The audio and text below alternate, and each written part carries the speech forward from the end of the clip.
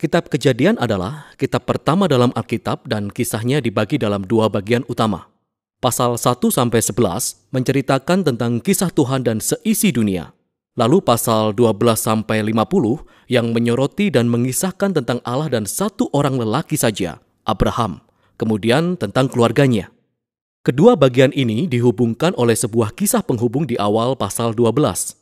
Struktur kitab ini memberi kita petunjuk tentang bagaimana memahami pesan dari kitab ini secara keseluruhan dan bagaimana kitab ini memperkenalkan keseluruhan kisah dalam Alkitab. Nah, kitab Kejadian dimulai dengan Allah mengambil kekacauan dan kegelapan seperti yang dijelaskan dalam kalimat kedua dari Alkitab. Dan Allah menggantinya dengan keteraturan, keindahan, dan kebaikan. Dia menciptakan dunia di mana kehidupan bisa berkembang baik. Allah membuat ciptaan yang disebut manusia atau Adam dalam bahasa Ibrani. Allah menciptakan manusia sesuai gambarannya dalam kaitannya dengan peran dan tujuan mereka di dunia yang diciptakan Allah. Manusia diciptakan sebagai cerminan karakter Allah dalam dunia. Mereka ditunjuk sebagai wakil Allah untuk memerintah dunia atas namanya. Yang dalam konteks ini berarti mereka bisa memanfaatkan segala potensi yang ada, memeliharanya, serta membuat dunia menjadi tempat di mana kehidupan bisa lebih berkembang lagi. Allah memberkati manusia. Inilah kata kunci dalam kitab ini. Allah membuat sebuah taman untuk mereka, suatu tempat di mana mereka bisa mulai membangun dunia yang baru ini.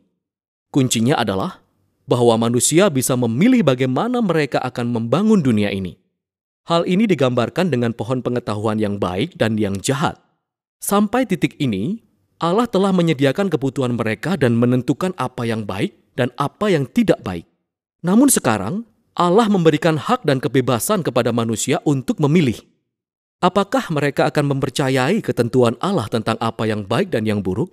Atau mereka justru akan menggunakan kebebasannya untuk menentukan sendiri apa yang baik dan yang buruk menurut pengertian mereka sendiri? Dan pertaruhannya sangat tinggi. Pemberontakan terhadap Allah berarti memeluk kematian, karena kita memalingkan diri dari sang pemberi kehidupan itu sendiri.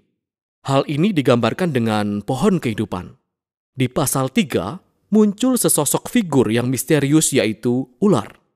Tidak ada penjelasan mengenai asal-usul ular selain daripada bahwa dia adalah ciptaan Allah. Dan jelaslah bahwa ular adalah ciptaan yang memberontak melawan Allah. Ular ingin menggiring manusia kepada pemberontakan yang menuju pada kematian. Ular memutarbalikkan cerita tentang pohon pengetahuan dan pilihan. Ia mengatakan bahwa memperoleh pengetahuan tentang yang baik dan yang jahat tidak akan membawa kematian, dan bahwa itu justru merupakan jalan menuju kehidupan dan untuk menjadi seperti Allah. Nah, ironi dari kisah ini sangatlah tragis karena kita tahu sesungguhnya manusia itu sudah seperti Allah. Mereka diciptakan untuk mencerminkan gambar Allah. Namun, alih-alih percaya kepada Allah, manusia memilih untuk meraih kebebasan. Mereka menggunakan pengertian mereka sendiri dalam menentukan apa yang baik dan yang jahat, dan dalam sekejap, seluruh kehidupan bergulir di luar kendali. Akibat yang pertama adalah hubungan manusia. Laki-laki dan perempuan itu tiba-tiba menyadari betapa rentannya mereka. Bahkan mereka tidak lagi saling percaya.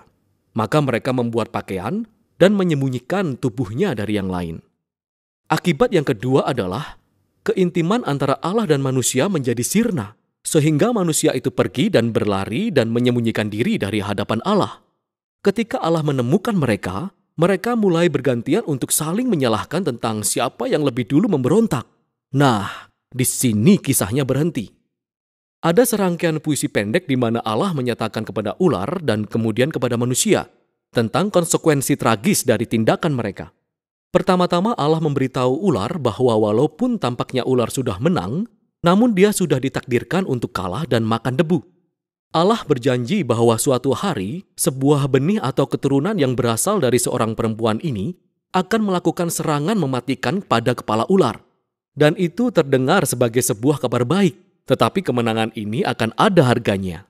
Karena keturunan ular juga akan melakukan serangan mematikan, yaitu meremukkan tumit dari keturunan perempuan itu.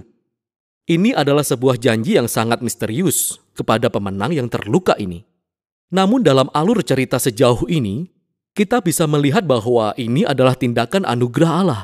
Manusia baru saja melakukan pemberontakan, Dan apa yang dilakukan oleh Allah? Allah berjanji akan menyelamatkan mereka. Tetapi hal ini tidak serta-merta menghapus konsekuensi dari keputusan yang dibuat oleh manusia. Allah memberitahu bahwa sekarang setiap aspek kehidupan mereka, baik di rumah maupun di padang, akan menjadi penuh dengan kepedihan dan rasa sakit akibat pemberontakan mereka, yang semuanya mengarah pada kematian mereka. Dari sini, kisahnya terus bergulir ke bawah.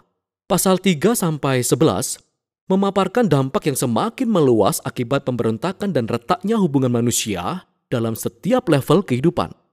Nah, ada sebuah kisah tentang dua bersaudara bernama Kain dan Habel. Kain sangat cemburu terhadap saudaranya itu sampai-sampai ia ingin membunuhnya. Allah sudah memperingatkan Kain untuk tidak membiarkan dirinya jatuh dalam pencobaan. Tetapi dia tetap melakukannya. Kain membunuh Habel di padang. Lalu Kain membangun sebuah kota yang penuh dengan kekerasan dan penindasan. Dan ini semua digambarkan dalam kisah Lamek. Lamek merupakan laki-laki pertama dalam Alkitab yang mempunyai istri lebih dari satu. Dia mengoleksi banyak istri seperti properti. Dia lalu melantunkan nyanyian pendek tentang betapa dia lebih ganas dan pendendam daripada Kain. Setelah ini, kita mendapati cerita aneh tentang anak-anak Allah yang bisa merujuk pada malaikat jahat, atau juga bisa merujuk kepada raja-raja kuno yang mengaku bahwa mereka keturunan para dewa. Sama seperti Lamek, mereka juga mengambil istri sesuka hati mereka. Mereka juga memperanakkan Nefilim, yaitu para kesatria perkasa zaman itu. Apapun sudut pandangan yang benar, intinya adalah bahwa manusia membangun kerajaan-kerajaan yang memenuhi dunia ciptaan Allah dengan kekerasan dan semakin banyak kebejatan. Reaksi Allah adalah seperti yang tertulis di kisah ini. Hatinya hancur oleh duka mendalam. Manusia menghancurkan dunia baik yang diciptakan Allah dan mereka saling menghancurkan satu sama lain. Dan karena hasrat yang begitu besar untuk menjaga kebaikan dari dunia yang diciptakannya, Allah membersihkan kejahatan manusia dengan air bah. Tetapi Allah melindungi satu orang benar, yaitu Nuh dan keluarganya. Allah menugasinya untuk menjadi Adam yang baru. Allah kembali mencurahkan berkat ilahinya dan mengutus Nuh untuk keluar kepada dunia.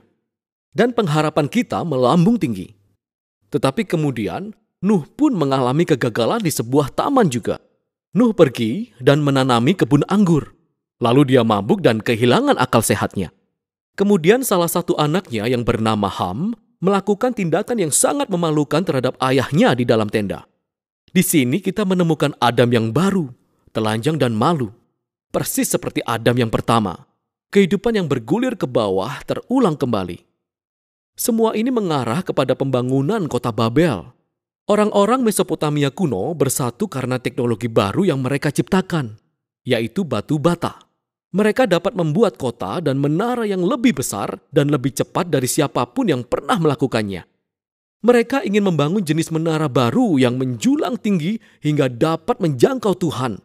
Dan dengan demikian, nama mereka akan menjadi masyhur. Ini adalah gambaran dari pemberontakan dan keangkuhan manusia. Ini pemberontakan di taman secara besar-besaran. Allah merendahkan keangkuhan mereka dan menyerakkan mereka. Nah, ini merupakan kumpulan kisah yang beragam. Tetapi kita dapat melihat bahwa semua kisah itu menceritakan tentang hal mendasar yang sama. Allah terus memberi kesempatan kepada manusia untuk melakukan hal yang benar dengan dunianya. Tetapi manusia terus-menerus merusaknya. Kisah-kisah ini merupakan klaim bahwa sebenarnya kita hidup dalam dunia yang baik, namun kita telah merusaknya. Dan bahwa kita lebih memilih untuk mendefinisikan baik dan jahat menurut ukuran kita sendiri. Kita semua ikut andil dalam rusaknya hubungan-hubungan di dunia ini yang mengarah kepada konflik dan kekerasan dan berakhir dengan kematian. Namun ada suatu pengharapan. Allah berjanji bahwa suatu hari nanti, seorang keturunan akan datang, pemenang yang terluka, yang akan menghancurkan kejahatan pada sumbernya. Walaupun kejahatan manusia sangat banyak, namun Allah bertekad untuk memberkati dan menyelamatkan dunia yang diciptakannya. Jadi pertanyaan besarnya adalah, apa yang akan dilakukan oleh Allah? Kisah selanjutnya, kisah penghubung itu, menawarkan jawabannya. Namun untuk saat ini, itulah kisah yang dipaparkan dalam Kejadian pasal 1-11.